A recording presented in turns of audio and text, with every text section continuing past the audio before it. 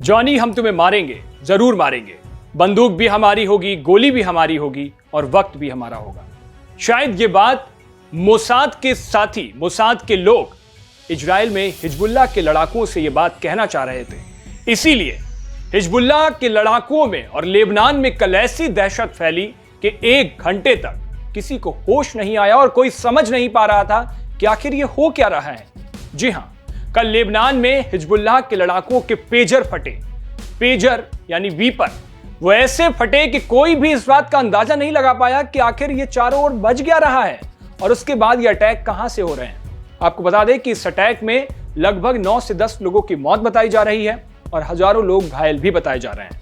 ये क्या है पूरा घटनाक्रम, पेजर क्या होता है, वीपर क्या होता है, कैसे इनमें अटैक हुए, ये पूरी बात आज हम आपको इस वीडियो में बताएंगे। दरअसल हुआ क्या कि हिजबुल्लाह के जो लड़ाकू हैं, लेबनान में हिजबुल्लाह का कई जगहों पर उनके संगठन फैला हुआ है, तो उनके संगठन के जो लड़ाकू होते हैं उनको मोबाइल फोन या तमाम काफ़ी सारी चीज़ें हिजबुल्लाह की ओर से, उन संगठनों की ओर से रखने की मनाही है। ये मनाही सुरक्षा कारणों से है। इन लड़ाकुओं के पास पेजर होते हैं। पेजर जो भारत में भी, यहां भी लोग जो 2000 से पहले के दशक के लोग होंगे, मोबाइल फोन के आने से पहले की तकनीकी पेजर है। पेजर का उपयोग वो लोग करते थे और पेजर उस वक्त पूरी दुनिया में बहुत लोकप्रिय था। अब आपको बता दें पेजर क्या होता है। दरअसल पेजर मोबाइल से पहले की तकनीक थी जब लोग अपने मैसेजेस का आदान प्रदान करने के लिए करते थे। पेजर भी 3 तरीके के होते थे। एक सिर्फ रिसीवर वाला पेजर, जिसपे सिर्फ आप को जो मैसेज आएगा उसको रिसीव कर सकते हो, यानी पढ़ सकते हो। दूसरा पेजर होता था जिसपे सेंडर और रिसीवर दोनों होते थे, यानी आपके पास जो मैसेज आया है आप उसे रिसीव भी कर सकते हो और उस मैसेज का रिवर्ट भी, यानी आप मैसेज कुछ भेज भी सकते हो, इसमें पढ़ भी सकते थे और लिख के भेज भी सकते थे। ये हो गया सेंडर और रिसीवर। एक तीसरे तरीके का पेजर भी होता था जिसमें आप वॉइस मैसेज भेज सकते थे। इन वॉइस मैसेज में आप बोल करके किसी को अपनी बात वहां भेज सकते थे और वो उसको रिसीव कर लेता था। इसीलिए इस तीसरे वाले को बीपर भी बोलते थे या ब्लीपर भी बोलते थे। अब हुआ क्या कि ये जो पेजर हैं ये उस वक्त में मेडिकल इमरजेंसीज में यूज होते थे, डॉक्टर्स यूज करते थे, बिजनेसमैन आपस में बातचीत करने के लिए यूज करते थे। तो इस तरह की बड़ी चीजों में इन पेजर का उपयोग होता था। पेजर को हालांकि ज्यादा सुरक्षित नहीं माना जाता था। ये रेडियो फ्रीक्वेंसीज पर काम करते हैं। इनके लिए ना तो इंटरनेट की जरूरत है, ना सैटेलाइट की जरूरत है। ये सिर्फ रेडियो फ्रीक्वेंसी पे काम करते हैं। हिजबुल्लाह के संगठन में सुरक्षा दृष्टिकोण से इन्हीं पेजर्स को उनके लड़ाकुओं को दिया गया। अब ये आरोप लगाया जा रहा है हिजबुल्लाह की ओर से, उनके संगठन की ओर से, कि ये जो उनके कल पेजर फटे हैं वो इजराइल का कारनामा है, इजराइल में, और उन्होंने नाम लिया जो मोसाद उनकी सुरक्षा एजेंसी है, खुफिया एजेंसी है, उसका कारनामा है। अब आपको बता दिए मोसाद क्या है। दरअसल इजराइल में 3 तरीके की खुफिया एजेंसीज हैं। पहला अमन, दूसरा मोसाद, तीसरा शिन बेट। अमन ये सैन्य सुरक्षा बलों को देखती है, उन पर खुफिया नजर रखती है। दूसरा जो मोसाद है वो अंतरराष्ट्रीय लेवल पर काम करती है, इंटरनेशनल लेवल पर उनका काम होता है। तीसरा जो शिन बेट है वो आंतरिक मामलों को देखती है इजराइल के अंदर।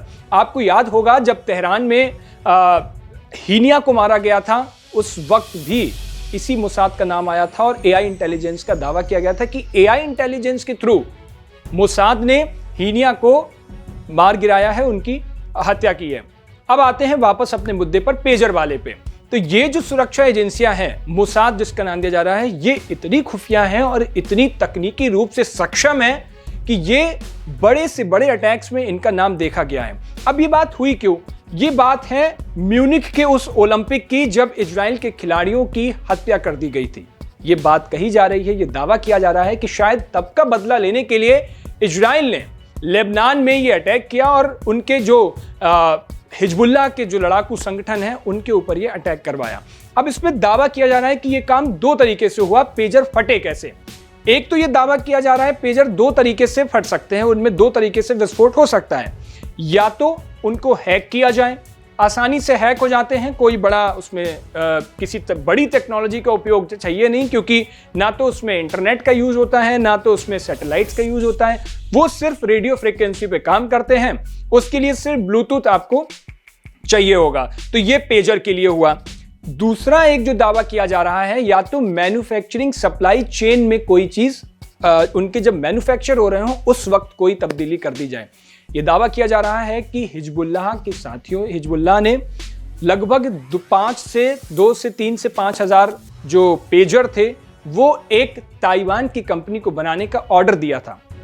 ये कहा जा रहा है कि शायद उस मैन्युफैक्चरिंग, उसकी जब मैन्युफैक्चर हो रहे थे ये पेजर, उस वक्त शायद इसमें किसी ने कुछ विस्फोटक रख दिया है। लेकिन जो कंपनी है वो ये कह रही है कि ये पेजर हमारे तरफ से नहीं बने हैं।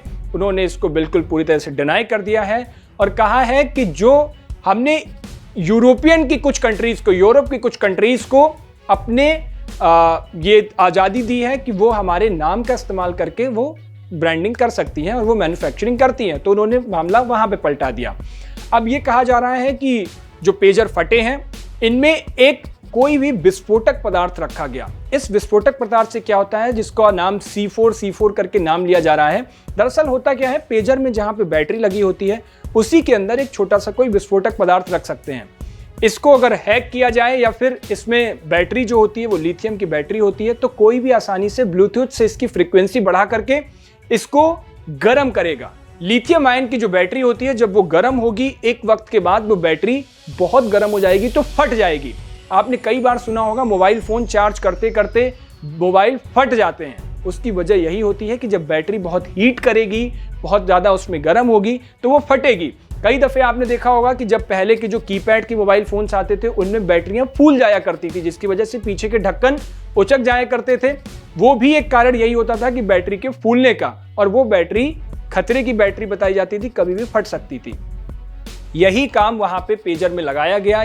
जो आरोप लग रहे हैं, जो बात अभी तक इसकी जांच चल रही है, हालांकि स्पष्ट नहीं है, लेकिन फिर भी जिस बात को लेकर इशारा किया जा रहा है वो मोसाद पर ही इशारा किया जा रहा है कि इस तरीके से पेजर फटा, और पेजर के फटने से एक तरीके से ऐसा हमला था टेक के थ्रू, टेक्नोलॉजी के थ्रू, जो हम हॉलीवुड मूवीज में देखा करते थे कि एक वक्त ऐसा आएगा जब चीजें, आपके स्मार्टफोन, आपके गैजेट्स को हैक करके और एक ऐसा वॉर लड़ा जाएगा जो सिर्फ टेक वॉर होगा, टेक्नोलॉजी पे बेस्ड वॉर होगा। शायद उसकी शुरुआत हो चुकी है और ये शुरुआत इजराइल ने की है, उसकी खुफिया एजेंसियों ने की है। और अगर ये बात पूरी तरह से स्पष्ट तौर पर सामने आती है तो ये अपने आप में एक बेहद अहम तरीके की लड़ाई होगी, एक बेहद अहम तरीके की तब्दीली होगी वॉर में। और ये भी एक सोचने वाली बात होगी कि इस तरह से जब अगले युद्ध लड़े जाएंगे, जब लड़ाइयां लड़ी जाएंगी, तो अब वो लड़ाइयां सिर्फ टेक्नोलॉजी के बेस पे लड़ी जाएंगी, जिसका इशारा ये पेजर फटने के साथ साथ पूरी दुनिया को एक मैसेज भी दे गया, एक सोचने के लिए मजबूर भी कर गया। हालांकि आपको क्या लगता है इसमें और क्या वजह हो सकती है, और पेजर आपने देखा या नहीं देखा है वो भी हमें जरूर बताइएगा। इस पेजर अटैक, जो बीपर अटैक हुआ है, इसको लेकर के आप क्या सोचते हैं, अपनी राय में कमेंट बॉक्स में जरूर दीजिएगा। देश और दुनिया की तमाम खबरों के लिए देखते रहिए भारत एक्सप्रेस। शुक्रिया।